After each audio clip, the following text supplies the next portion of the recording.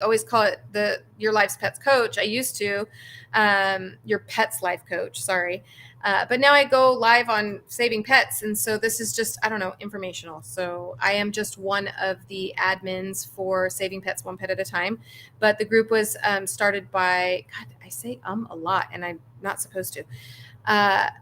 It was started by Kelly Bone, and she's so fabulous, and I hope she comes on tonight. But there's also 27 of us that are running that group and helping keep everything going. But also I run this through the Spaw. So tonight I wanted to talk to you guys about coyotes. And I know we generally talk about your pets in terms of their health as far as nutrition and what medications we give them and supplements and all the stuff that we do. But I want to share a story with you because you guys know I love to tell you stories. Unfortunately, some of those stories are very sad, and they can really kind of tug at your heartstrings a little bit. So I'm going to tell you a little story. And why I want to talk about coyotes is that most of you know I own a boarding facility. So I get the pleasure of falling in love with a lot of dogs. I am blessed that so many people trust me to care for their animals. But with that comes great responsibility. It comes with it a lot of emotions because I get really, really attached to them. And then when they pass or terrible things happen to them, I'm very greatly affected, as is a lot of my staff. So I want to tell you a little story and I have lots of these, which is really sad because I could tell you so many stories about dogs in our area that are either been stalked by coyotes, have been killed by coyotes, are coyote survivors. So it's a big deal. I mean, it's a huge deal. In fact, statistically, Arizona and California is the highest. We have the highest number of both human attacks by coyotes and the loss of our companion animals to coyotes. Both Arizona and California have a really high rate of that. So, and I don't need a study to tell me that because I've got my own personal study. He has since passed, but I have a client of the Spaws that comes, and he had a dog named, his last name was Wiley. I was going to say the dog's name was Wiley. But anyway, he has a Bichon, and his dog was in his backyard one time, and coyote came in the backyard and grabbed his dog and tried to get over the fence with him. And his owner would always joke with me because the dog survived. But the owner would always joke with me that they always say that you shouldn't be overweight because it's bad for your health, but not in this case because he had a dog who was overweight and the coyote couldn't get him over the fence. So that is not a plug for you to have overweight dogs. It's just it was just a funny thing that he said to me for years and years and years. He would come in and he would always say, it's not such a bad idea to have an overweight dog with all these coyotes around. Don't do that. So tonight, we're not going to let your dogs get fattened up so they can't be taken by your coyote or by the coyotes. And we're not going to let your cats get fattened up so they don't get taken by coyotes. Instead, we're going to try to find some ways to solve the problem. So one of the stories I want to share with you is about two little dogs that I'm madly in love with, and one of them just recently passed away, so it's really sad. But it's the story about Roxy and Riley. And also, if you guys want, while you're on here, if you have any questions you want to ask me, and if any of the admins from Saving Pets come on, or anybody that comes on, please type in that you're here. Keep in mind too, this runs through a couple different streaming places, and so a lot of times I can't see your name.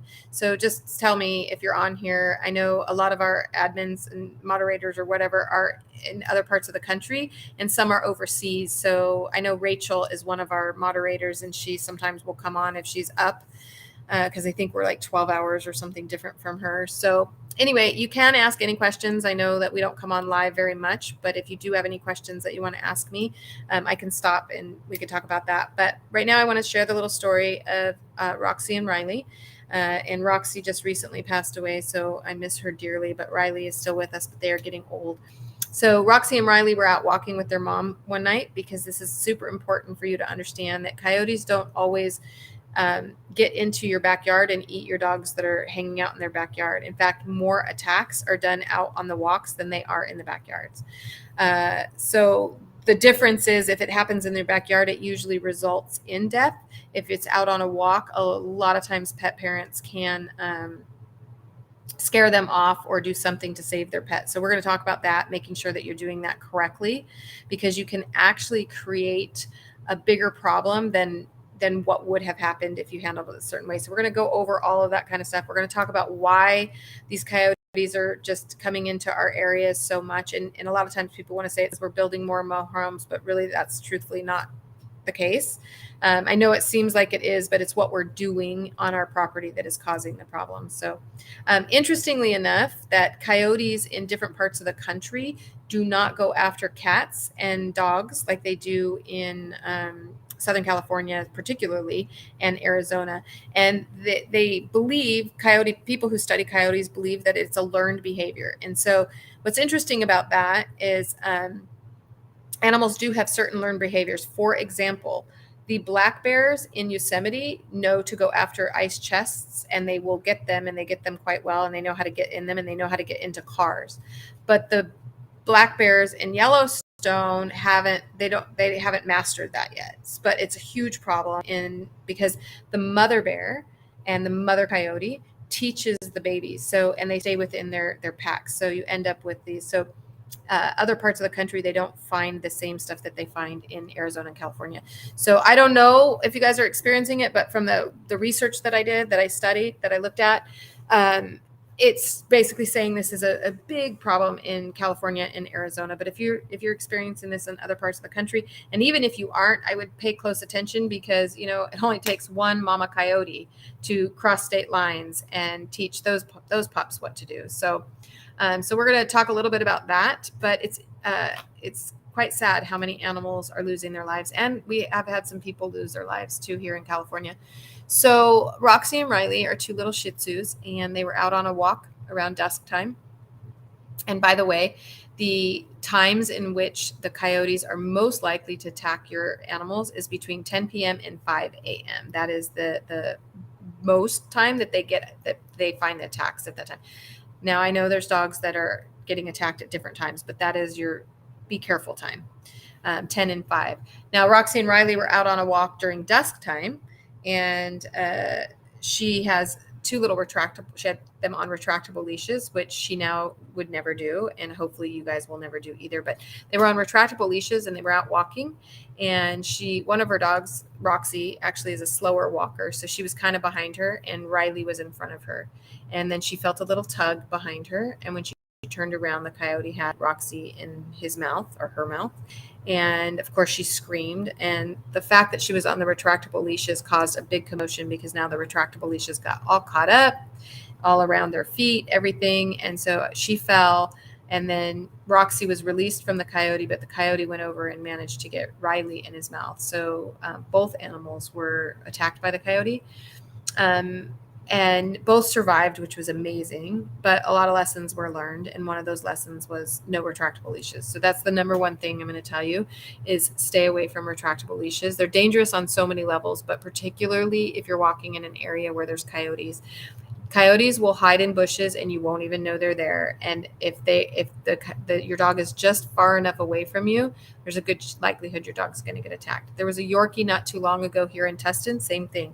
Only this little Yorkie was not as lucky, and the owner had to witness it, and it's just an awful, awful, awful feeling to watch that. So you definitely want to make sure no retractable leashes. Keep your dogs close to you when you're out walking. Something you may not want to know, and is also the reason why I wanted to have this talk, is that during some of the research that's been done on coyotes after they've been hit by cars, they actually have their bodies sent in and do. There's a lot of people who study this kind of thing, and so they pull stomach content, they do DNA, they do necropsies, all of this on these coyotes. And what they found was that a coyote's diet in Southern California and in Arizona is about 25% of it is cat. And how heartbreaking is that, right? 25% of their diet now, they know, is from eating cats, house cats mostly, because they're not as savvy, but they can get other cats. And then only 17% of it was rabbit. And not that I want to sacrifice our little bunnies, but it's sad to me that they're eating our cats and our dogs. They did find some evidence of dogs, but that's less likely. But the cats are losing their life left and right. So we could all just say, well, just keep your cat indoors. And that definitely is something you should be doing. If you have a cat and you live in California or Arizona and you're not keeping your cat indoors, I'm sorry, but it's just a matter of time. I've heard it so many times. My cat's really smart. My cat's really fast. Did you know that coyotes can climb trees? Absolutely. They have pictures of coyotes up in trees.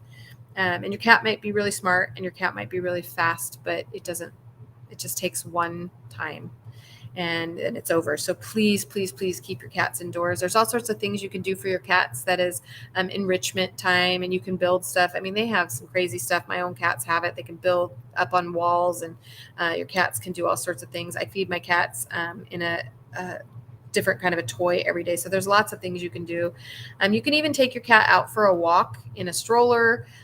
Don't use a retractable leash, those kind of things. But you could teach your cats to go outdoors if you really want them to. Get them a little stroller, take them out so they're protected. But please, please, please, please do not leave your cats. Your cats to roam the neighborhoods, because it's a matter of time. It's a matter of time. So that's the first thing I want you to know is how many animals are losing their lives. It's constant, and they don't all get reported. And most of them don't get reported. So there's no real numbers on how many cats. But I know at one point there was a report of 276 cats that had been killed by coyotes. But again, there's no way that's an accurate number. I know for a fact my husband found a cat on our neighbor's lawn one day, and we didn't even know that there was a place to report it. He cleaned it up. Thank God, he's such a nice guy, and that had to be so hard for him. So we're going to talk about what we can do to protect our cats and dogs other than keeping them in. And what do you do about your dog? If you have a large dog, so I have a golden retriever and I have a Havanese. With my large dog and my little dog, what I do is I take my large dog goes out first in my backyard.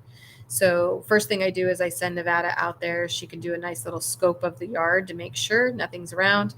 And then Ansel can come. He can't go out there until after that scope's been done. Because I don't know. I mean, there's a whole side of my house that a coyote could be lurking on or something. I don't know. I have to be really careful. They have to be indoor. It's just, it's crazy not to. And I get it. I have 4 cats, and one of my cats wants to go outside so badly. She's the one that I know that if a door gets left open, she's going to be out there and she's going to be exploring. And I have taken my cats out in my backyard when I am out there with them and let them chase flies and let them do that. I've talked on the show before about you can buy live crickets, not that you want to sacrifice live crickets and maybe you don't want them in your house, but if your cat can go into your garage, buy a little thing of live crickets and then have your cat go into your garage and chase the crickets, so they get that hunting stuff that's going on. That's always a lot of fun to do. Crickets don't live very long, so you don't have to worry about there being an abundance of crickets running around in your backyard, but there's a lot of things you can do to enrich your kitties. So make sure you do that. So with coyotes, we know, like I said, 25% of their diet now has become feline, and it's just awful. It's awful. So we got to address it. So we're not going to walk our dogs on retractable leashes. And if you're going to take cats out, I would really recommend that you put your cat in a stroller. And the reason why is because if your cat is out walking and a coyote even comes where you won't know, your cat will know, and there's a good chance that cat's going to do the barrel roll in their leash and get out of it. And if they don't get out of their leash, they're going to scratch the heck out of you. So if you're going to walk your cats, I would walk them either in a backpack so that they can just, get some fresh air and see what's going on in the world, or I would walk your cats in a stroller. Do not walk your cats out on a leash in areas where you know that there's coyotes. It's just way too dangerous for everybody. Dogs, if you're going to walk, obviously we're walking our dogs, so we want our dogs not to be on retractable leashes. Always take a baseball bat with you or something, a stick or something, just in case. But more importantly, I think you should take with you an air horn. And most importantly, and I just for lack of a better way of explaining it and making sure that my point gets across, please, when you're out walking your dogs, if you have dogs that have those little tags on that rattle when your dog walks, dingle, dingle, dingle, dingle, it's basically a dinner bell. So if you're putting your dogs in your backyard, with the tags on and your dog's walking around the backyard, he's calling the coyote. They have learned that it's learned behavior. They're smart. Learned behavior is I heard this little dingle dingle and then I smelled a dog and then I ate the dog. And so they start listening for it. So if you're walking your dogs with any kind of sound that they make when they walk, especially those collars, take them off. Put on a harness without any kind of a sound that it's making as your protection. But one of the biggest mistakes that people make, and it's one of the reasons why I wanted to talk about this, because this just got brought up at the spa the other day, and it's instinct. So I'm not trying to pretend that this is going to be super easy for you to do. But this happens even at the spa when I'm training new people and they see two dogs that don't get along and there's about to be a little scuffle. And the instinct for us is to take the dog who is the victim, we'll call him the victim, survived hurricane. Yay, hi Dee. I texted you a little earlier to make sure that you're okay. We're praying for Florida, making sure you guys are okay. I'm so happy for you. So that's awesome news. That's awesome news. Now, of course, it distracted me because I'm so happy to see you. So what was I talking about? Walking your dogs with the call, not having those. Oh, picking them up. So at the spa, what happens when we have two dogs that you can see it, we know it, we can sense it. These two are about to have a little fight. And so the instinct of my newer people is to grab the one that's about to get attacked. Well, what happens is that dog, it actually becomes a challenge because you just took its possible food away or its challenge away. And so when you do that, you challenge that other animal. And then what happens is that animal comes up. A lot of people have experienced this when they're out walking their dogs and they have a little dog and a big dog comes running. And the first thing they do is they grab that dog and they try to hold it. And then what happens is the big dog comes up, pushes over the owner, especially, if you have somebody who's just, maybe a little elderly or just little like me, and you get pushed over by the dog and then everybody gets hurt. So granted, you can't, like at the spa, what we do is we get the aggressor. So we take the aggressor away from the situation. Clearly, I'm not going to tell you to go pick up the coyote because you couldn't. But what I do want you to do is if the coyote is coming after you, first, you want to have the bullhorn with you, so you have a loud sound. Secondly, you want to make yourself really big. Nature responds to size. So in nature, if there's two bears and one is bigger and he can make himself bigger, then the other bear will back down. And a lot of times there's no fighting at all that takes place. It's just that dance they do to see who's bigger, who's scarier, who's more intimidating. So you want to do whatever you can to intimidate the coyote.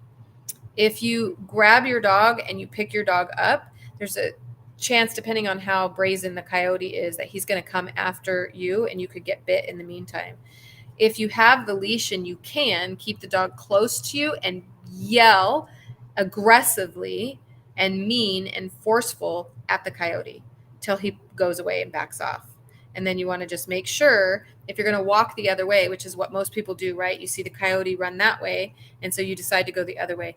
Be very careful. Be very, very careful. When you do that, when you turn your back and you start to walk the other way, that coyote is a good chance is going to find himself in a hedge of a bush and he's going to start stalking you. And he wants to make sure. So you got to be really, really careful. I'm not saying go towards the coyote because you don't. There could be a pack somewhere. But interestingly enough, they found that the pack was not any more successful in killing a cat or a dog than a single coyote. So it didn't matter whether they were in a pack or not. There's always one person that does the kill. So they don't really need the pack. Sometimes if they're going to take down a big animal, they need a pack to circle it and for them to be bigger. But usually the kill is just done by one. Coyotes, what they do when they kill is they go straight through the neck and then they will break the neck and then the rest of the pack will get to eat whatever they're eating. So it doesn't really matter. But if your coyote goes, south, you want to go north, you need to continually keep yourself big, keep yourself loud, and keep looking over your back because that coyote is going to be stalking you. And if he has friends, he's going to try to go. A lot of times what they'll do is go get the pack. Look, I found some food, but I need help because he's a little bigger or she's a little bigger than I am. So they'll go get their pack and then they'll come back.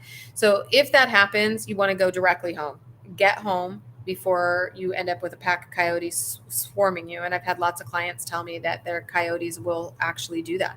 They will follow them all the way back to the home. So you want to make sure you get home fast, and get in there. So as far as making yourself big, it doesn't, you can't make yourself bigger, but you can wave your arms, right? Like get your arms just going as high as you can, which is hard to do when you have the dog in your hand. But get both hands up if you can and start waving around as much as you can. Get your deepest big girl, big guy voice as you can, and just no. Just keep saying no and pushing back and making sure that that coyote gets the heck out of there. I really highly recommend getting a bullhorn, especially if you find yourself being a little bit more intimidated and nervous around a situation like this, because if they sense that, they'll take advantage of it. So a bullhorn you can definitely use. And so you can, put that thing off super loud and put it at their face. If you find that's one of the things that can kind of happen too over time, they'll become immune to that as well. So you have to start gravitating into different things. But if you can walk with a stick or something hard in case you do need to hit the coyote or get him off of you, that's advised too. So, but it's really awful. It's awful to see how many animals are eaten and killed and maimed and put in hospitals. And unfortunately, I know more of the Spaw dogs and cats that have been killed than those that have survived. But I do want to share with you guys, because I'm not going to stay on very long. Hi Wendy, how are you? This thing that I can pull the string out and it does a loud high pitched noise. That's awesome. Do you know the name of it?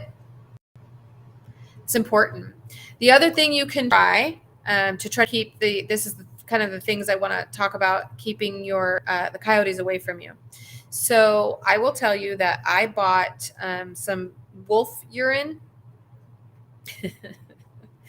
I bought some wolf urine a while back because I wanted to see if it would work if I put wolf urine all around my house and even in my neighborhood, as I've seen coyotes walk right down the center of my street here.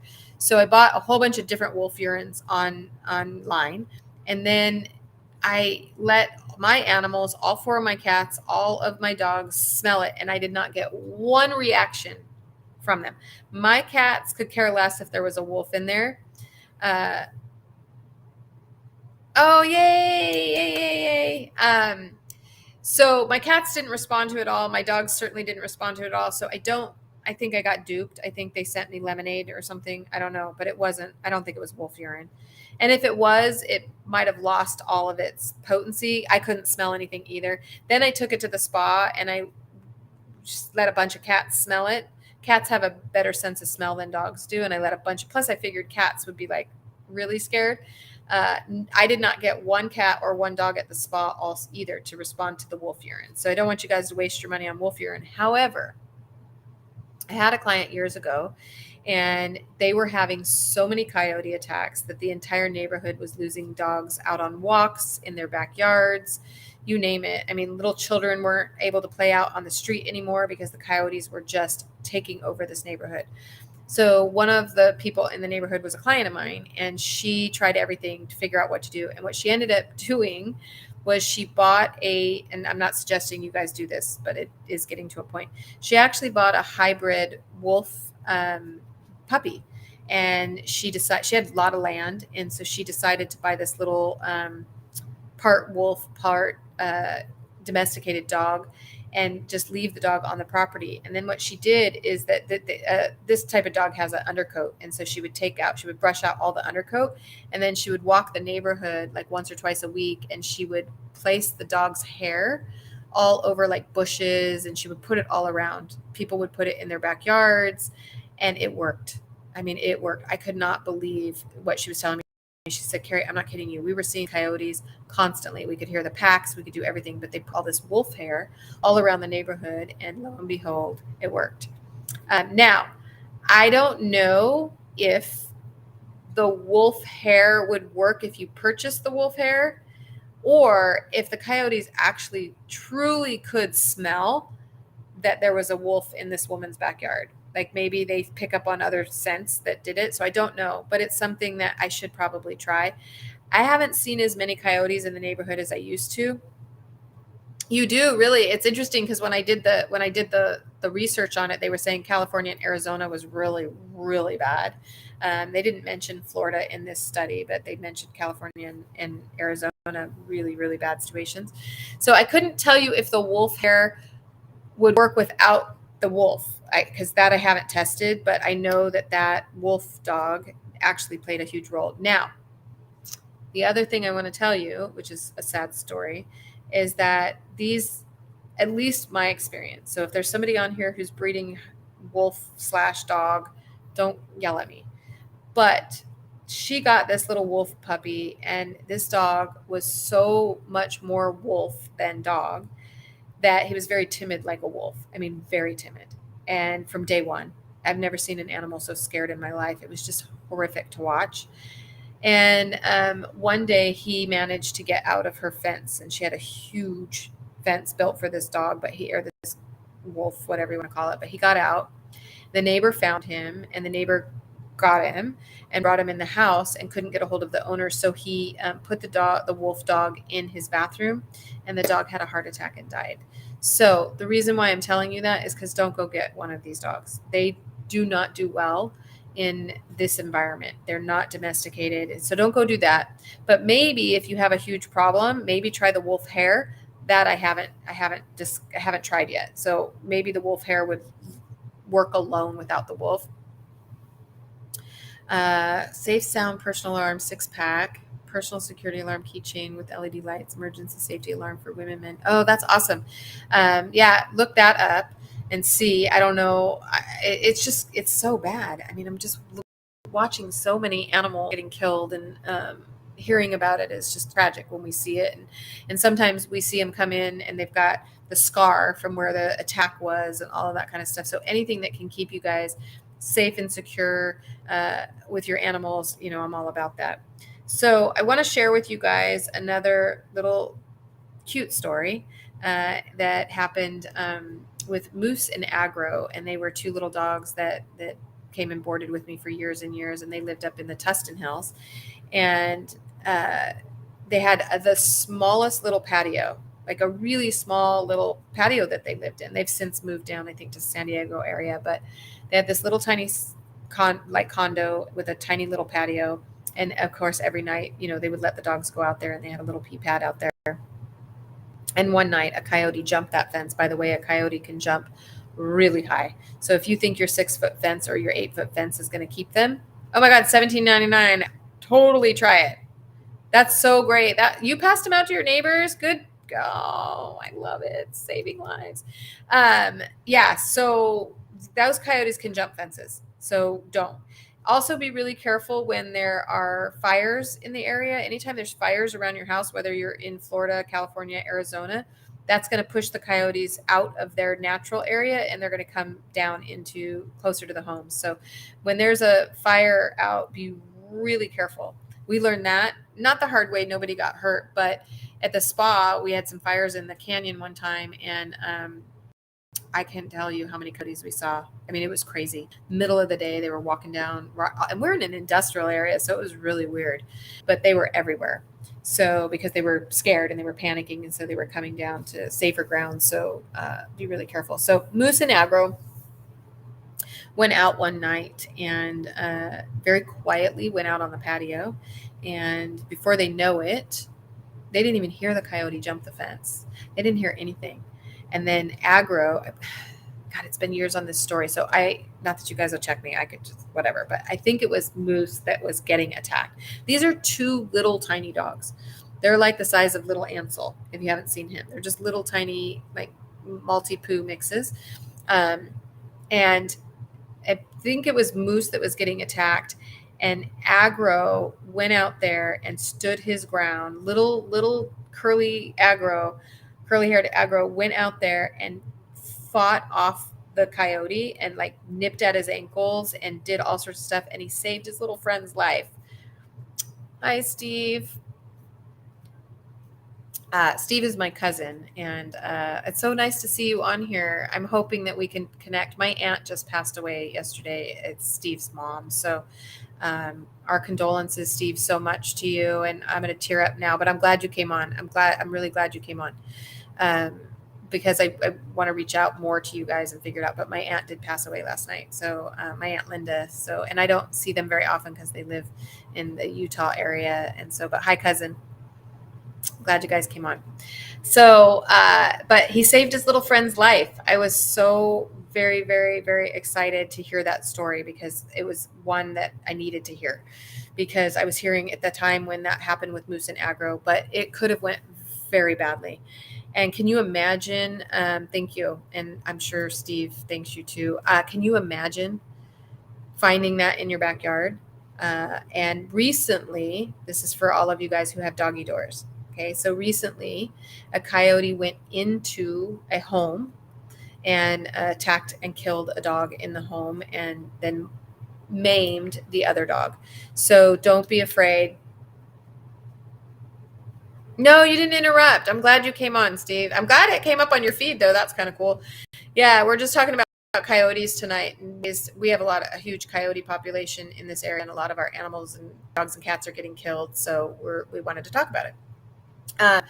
But being really, really careful. So this coyote came into the home, which is probably going to be a newer thing. So if you have doggy doors, guys, be really, really careful.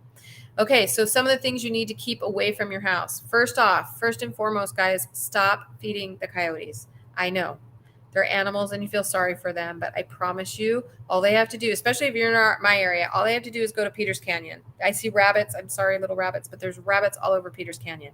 We have to push them back into Peters Canyon or back into the areas where they need to live to eat the rabbits because the rabbits are faster getting away, I guess, from them than the cats and the dogs that are on leashes. So now they're just coming, they're getting our cat food that people are leaving out in their backyard. They leave kibble for them. Coyotes love fruit. So if you have fruit trees in your yard and you have dogs and cats in your yard, you might want to get rid of the fruit trees because they've found in the DNA and in their stomach content a lot of fruits. So any of your fruits, you can look it up. I didn't get that far in my research to find out if there was I know they're not, your dogs are not part of that circle. But look up what kind of fruit trees, if you have those in your yard. Like I said, I didn't get that far in my research, if there was a preferred fruit that a coyote likes.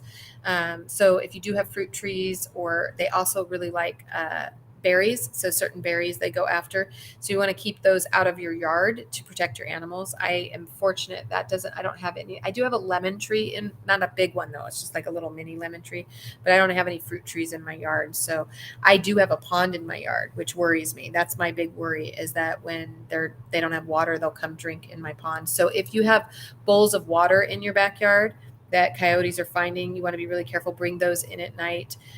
If you feed your dogs in the backyard, make sure you're not leaving any kibble out for them. Leftover, if you're feeding kibble, make sure that there's no kibble pieces that fall out of the bowl and get left back there. Coyotes can smell from a mile away. I have bathed Finn twice. His skin looks better already. Thank you. Yay. I'm glad that he's looking better. Did you start giving him the melatonin? That would be really quick for it to work, but I'm hoping that that's going to happen. Wild blackberries, strawberries, all of those kind of things. So if those are in your yard, cut them back. Do something to keep it out of your way. So I'm interested in what you bathed him in. If you bathed him in the Nui gear, I don't think so, but we've seen the bears do it, right? We've seen the bears do it up in the area of Pasadena area. The bears really like going in the pool but coyotes aren't one to necessarily go swimming. And I think the chlorine would prevent them from drinking it unless they were extremely, extremely desperate. Okay, good. Yeah, the melatonin will take a long while. I'm so curious to find out if when you get some tests back and stuff. So what did you bathe in that you're seeing a difference? Was it Nui gear? That's one of my favorite ones. So hopefully, fingers crossed, but I can't wait to see some changes in there to see it. But yeah, they will come after water. Oh, and borax. Oh, okay. Yeah, that's another one. Sometimes borax will work. Yep. Good. Yay. So keep a close eye out on what is around your neighborhood that could possibly cause it. If there's other people in your neighborhood that have like lemon trees, or like maybe there's two different ways you guys can walk, right? And one way when you walk, um, oh, good. I'm glad they're shipping it. We're having something is wrong with our shipping station, but they got it fixed today. So if you had ordered it a couple days ago, or if you guys had ordered anything from, and thank you so much, Lynn, for supporting the store. It really, really helps for a lot of things. It allows me to have a little bit of time to come and help people as much as I can, because the cost of things are getting so high. So I appreciate the support so much. When you guys support the website, it matters a lot. But if you're walking and you know that if you walk that way, that's where the blueberry bushes are, that's where the fruit trees are, all of those kind of things. LA has one of the highest rates of coyotes in all of Southern California. So, which shocked me when I found that out, but you are right. It really did shock me because I see so many of them around here in California. So I'm crazy, could not believe it. So borax will help with yeast and like funguses and that kind of thing. It helps with that. It didn't work. Yeah. Sometimes you have to, I am praying for it. Sometimes you have to build it in their system. So melatonin, sometimes if you give it to them, because it's a hormone. So sometimes melatonin. So I would suggest, when's the flight? I don't know when the flight is, but maybe start giving a little bit more melatonin, and maybe start it about a week before and do it every single night for about a week. I'll stick to gators. No, no, no, no, no. That's like a running thing for me. Like people, like Florida has so many alligators. I'm like, I have no interest in being around alligators. That scares the heck out of me. But a coyote, I'm not afraid of a coyote. Like I deal with some. Oh, I used to have a boarding facility down in Newport, and we did large dogs. And I mean, I have no, like Rottweilers. You bring them on. I have no fear. But alligator, no, I'm gonna freak out. Other wildlife also bring fleas and ticks to your yard. Yeah, it's true. They bring all of that stuff in. So we want to make sure we're keeping all of that stuff. But walk a different way. My point to that was, don't walk towards the area where coyotes might be hanging out. They might be hanging out behind a blueberry bush because they were eating, and then they see alligator found in New Jersey. And one of my dogs, is there a certain brand of borax shampoo for dogs? I'm in Florida. You can ask what she found, but you can just buy just straight borax and use that. I wouldn't say you can't overdose on it. There would be no reason why you should keep giving a bunch of it. I only give it once a day. And you can start out with a very minimal amount, but I wouldn't say you can't overdose on it.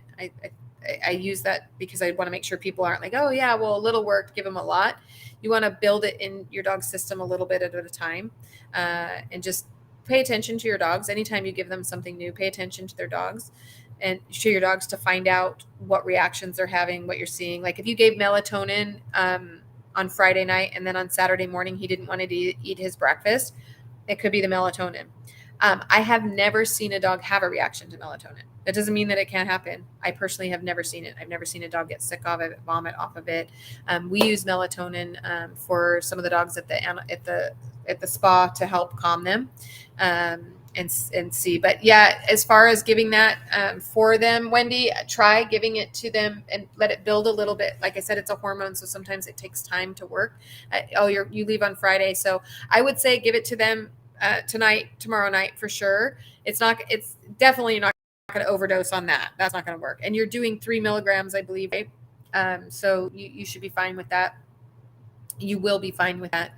I hate the word should, because I try to tell my staff, don't say should, because that always leaves open, but you'll be fine with giving it to them for the next couple of days to try to build it and see. But, and give it the night before. Yeah, 3 milligrams. Yeah, you'll be fine. You'll be fine. Just give it to them a little bit, build it up, give it tonight, tomorrow night. And then I would give it to them, you could give it to them. I was going to say the morning of, I don't know what time your flight is, but I would give it again right before the flight. So about an hour before your flight, I would give it to them. You'll be fine. And the same with the Herb Smith, works really well. So yeah. All right, guys. So I want to make sure I got through all of these. Hyper for green. Absolutely. I want to make sure I don't miss anything. So Yeah, and trash. Somebody said and trash. Yeah, anytime you have trash around, they love. Oh, 6:48, 5 in the morning. Okay, so then what I would do is give the melatonin um, as late as you can the night before. So just give it really, really late. Or you could even switch it to morning time. You could switch it to morning time for now. I know it could make them a little bit, you already said they didn't have much of effect, but you could like give it to them tomorrow morning, and then give it to them again on Friday morning so that you're just giving it to them once a day, and see if that works because it's such an early morning flight. And then I would, if you have the herb smith, try giving it to them. Oh, he wants to play. Well, yeah, definitely go play with them. Definitely go play with them. So, and besides, I'm coming off of here pretty soon too. So I got to get down to the spa. I have some workers coming in. We're doing some work down at the spa, but I wanted to make sure. Um, uh, Let me see about the so boric acid is one thing, and then I have heard some people do borax. I've used borax, uh, boric acid, BORIC, um, and it's actually very safe. Boric acid, BOR. Am I spelling it right? I'm so bad at spelling, guys. That's you're getting to know, but it's BORIC. And you use boric acid for yeast. It works really, really well. I have heard people using borax, but if you're not comfortable with using that, then definitely use the boric acid. And I know that sounds like a scary word because it's acid, but they actually use boric acid in eye wash. So, and it does a really good job of killing yeast. But boric acid, it kills roaches too. It does. It does. It kills yeast too. And you can use it as a rinse. It's super safe. So I used the wrong thing. Yeah, I think so. So, but I don't know. Like I've seen some people use boric acid, not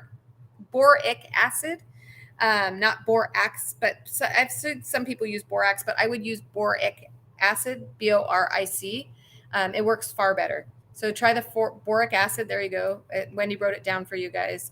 So it's boric acid, and it's, even though it has the word acid in it, trust me, it's a very safe compound. It's in eye wash. It's in all sorts of stuff, and you can use it as a rinse, or you can add it to some of your shampoos. I think Lori just put up something for that, but you take your water, and you can do like a little soak, like you make a little boric acid. You can buy it in like really fine powder, and then you put it in the water, and then just kind of let them sit in the water for a little bit. Sometimes people will make up a little spray bottle, and they'll put the boric acid in the spray bottle, and then they'll spray it on their feet, and that helps with mites and yeast and all sorts of stuff. So you can use that as well. But yeah, that I haven't used the borax before. I've used the boric. I know I should be really clear when I'm talking about those two things. I've even used boric acid powder for ears. The problem with the ears, though, is that if you put too much powder in there, it starts to get impacted in there. If you do it, it's a light dusting, I tell people, but boric acid will keep the ear canal nice and dry, and it also helps keep things, but I don't like to use that unless there's a severe ear infection. If it's a mild ear infection, I'll use something like a Zymox, but when you're talking about infections of the ears, it starts at the gut, and so does yeast. So if your dog's having a yeast problem, yeast infections, those kind of things, absolutely 100%, you want to make sure that you're using uh, treating the gut, making sure that the gut is fine. No rice, no potatoes. Keep all of that stuff away. You're welcome. Yeah, I'm so sorry if I somehow mixed those two things up, but I'm hoping that I get you guys the best information I can. That's actually why I like to come on and talk. I'm way more of a talker than I am a texter, because I feel like sometimes things get misunderstood, and so I like to. But I don't. I hope it didn't auto correct on me. Now I'm worried that I tried to put in boric acid for somebody and it auto corrected, and I am like, and now I'm looking. I'm like, oh my gosh, where was that? Did I accidentally mess that up? You know how these darn autocorrect. So I wonder if it said borax powder. But use the boric powder. It works really good for yeast. But if it's really, oh, okay. I'm like, did I do that? But anyway, the other thing I recommend if your dog does have a yeast problem, well, first off, know that that's what it is. Don't just treat it like it is. If you're in the Ventura area, I don't know if you are, I'm doing a live. I'm going to be speaking, not doing a live. Okay.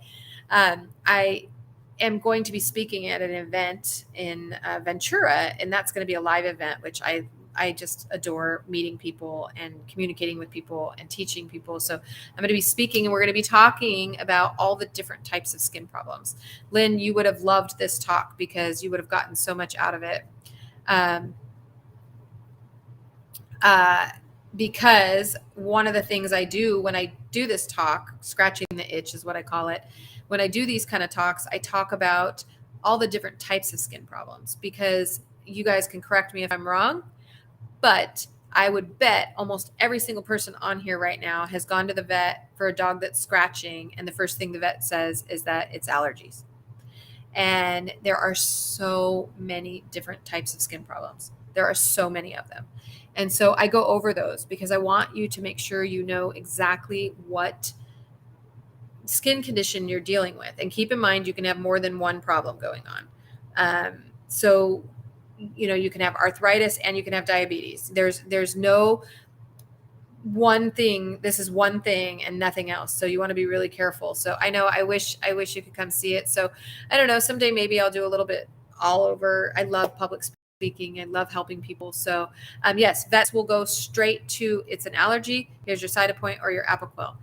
And a lot of times, there's so many different things. There's ichthyosis, there's mange, there's Cushing's disease, there's hypothyroidism, there's allergies, of course, is one of them for itching. There is bacterial infections, there is yeast infections, there is immune responses. There's an immune response reaction that happens right after a dog gets a vaccine. And we could get really deep into this, but your dog's skin is, if you haven't heard me talk about this, I talk about how your dog's skin is only 3 layers deep, and that's where all the immune cells are. And so when we inject vaccines into them or whatever we're injecting into them, the immune response happens very quickly. And then it starts setting out all of this warning signs that there's something that shouldn't be there.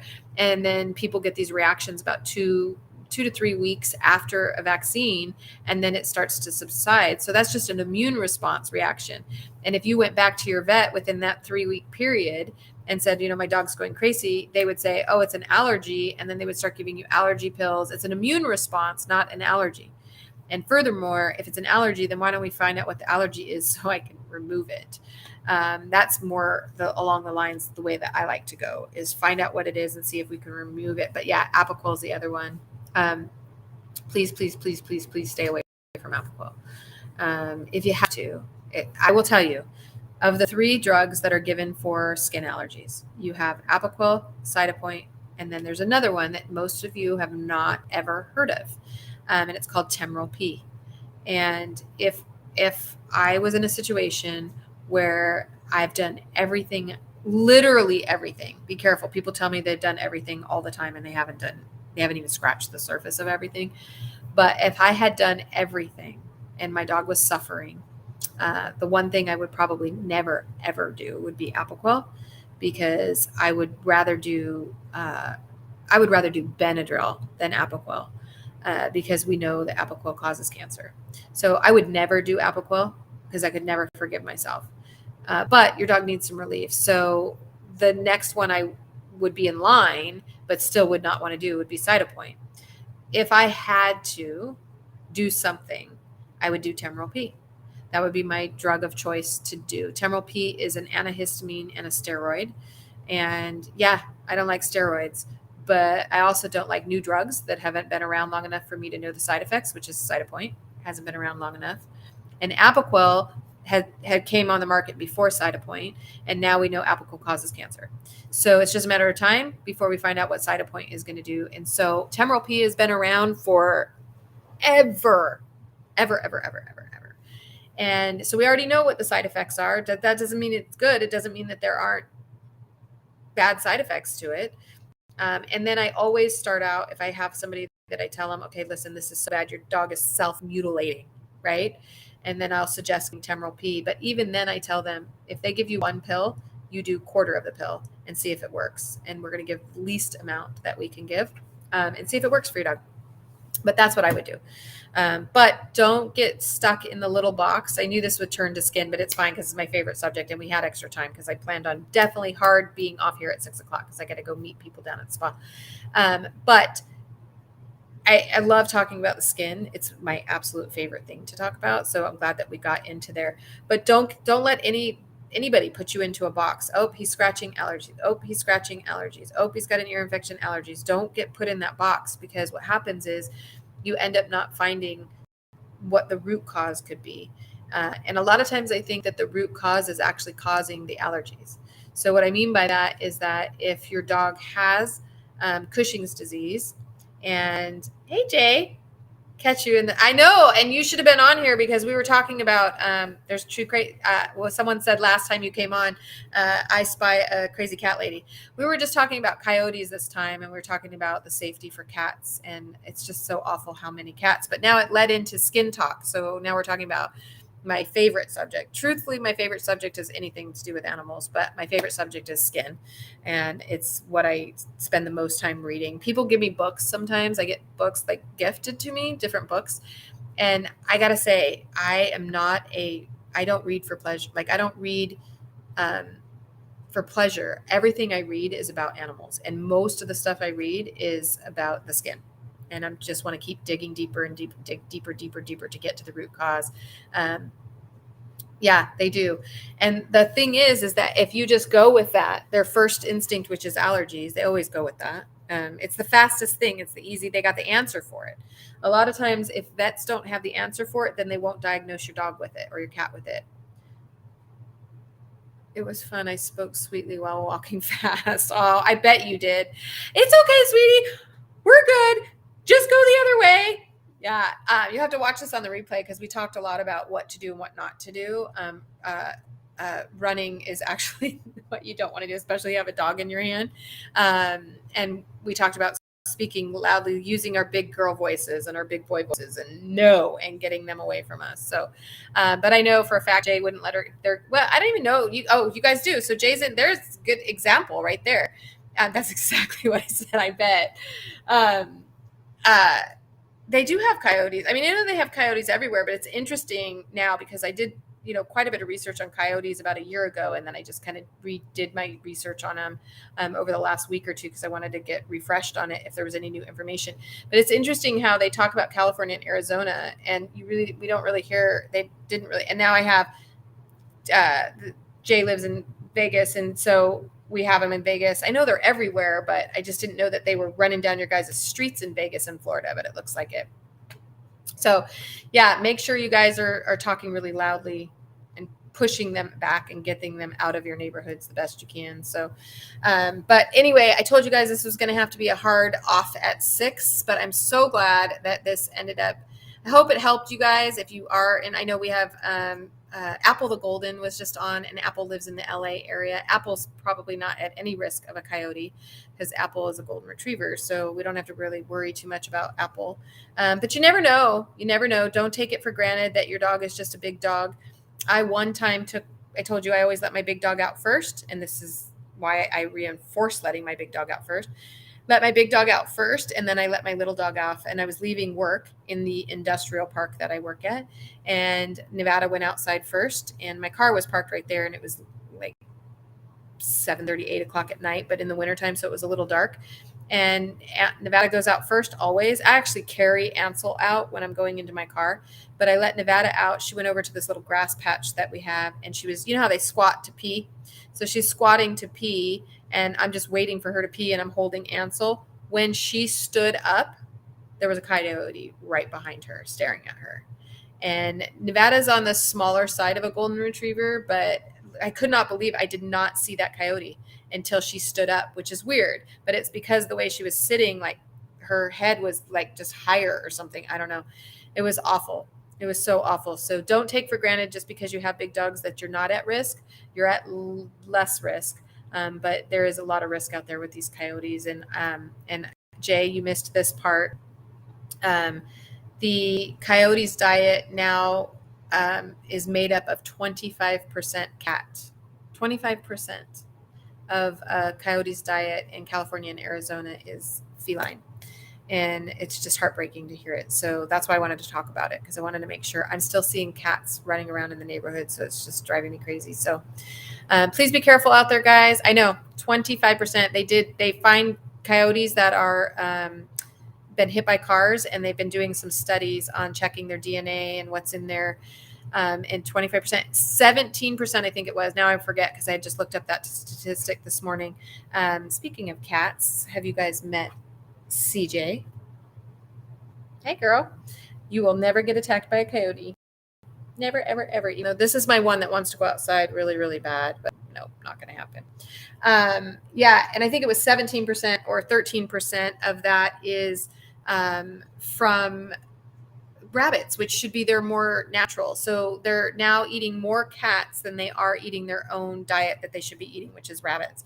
It's awful to think that their preferred food now is cats. So we really gotta, and they're teaching each other in certain parts of the country. Like I told you, they're finding this in certain parts of the country, mostly in the western part, California and Arizona. Probably Nevada wasn't in that one, the study that I was looking at, but it's just so awful to think that they would prefer a cat over a rabbit, which is kind of interesting, because my cat would definitely prefer rabbit. This is her. She'll only eat rabbit. I can't get this kitty to eat anything but rabbit. She won't do it unless it's freeze dried. She'll eat some freeze dried, but I don't like to feed too much freeze dried. But she prefers rabbit. That's her favorite food. Maybe she's making up for all of the rabbits that got saved from the fact that the coyotes won't eat them. So, all right, guys, it is coming up. So I am going to let you go. Don't forget, the Thriving Pet Expo is coming up. I cannot believe it. 2 crazy cat ladies are going to be there. We're going to be talking about all stuff cats and dogs. So much information. I hope you guys are still thinking about it. If you haven't pulled the trigger yet, pull it. It's a once in a lifetime chance to see this group of people all under one roof. I promise you, this will never happen again. This situation will never happen again, where we have this perfect group of people all put together in the perfect environment. And it's coming up. It's September 30th, October 1st. We still have a few tickets available. They are starting to go. We are noticing like a jump in them. So they are going pretty fast every day. The sales are coming. So I would say, if you're thinking about it, pull that trigger. You're in for a treat. This is not just go sit in a chair and listen. This is interactive. This is, it is going to be a group of people. There's going to be networking going on there. So if you are in the pet industry, I highly recommend you go there.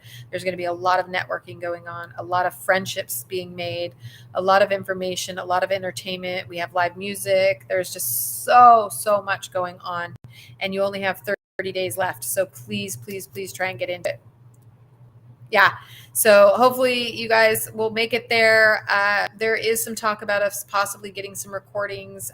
It won't be the same, I know, but at least you'll get the information, because we're going to be talking about so much amazing information with a lot of veterinarians that are there. So, all right, guys, I hope that helped you with your coyotes, and I'm glad we got to talk a little bit about the skin. And if you're going to be at the expo, please make sure you come up to me.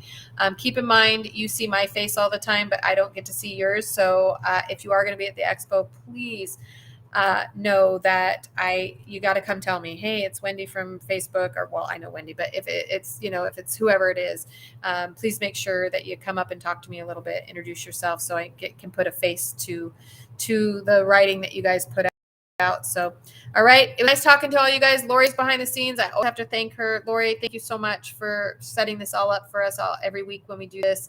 I wish I could go to New England and do it. I love that area so much. We will someday. We'll try. There's been some talk of us, getting and kind of traveling around and doing that. So it's something that we talk about, hopefully. So, and I wouldn't even be here if it wasn't for you guys wanting to educate yourself so much about your animals. It is such a blessing to have you guys here with me every week, and just knowing that this information that has taken me years and years and years to stuff into my brain is valuable to somebody other than myself. And so I appreciate you guys so much for being here and asking questions and wanting to learn to protect your animals, because it really is up to you. Be your pet's advocate, and I will see you guys soon. Take care, everybody. Bye.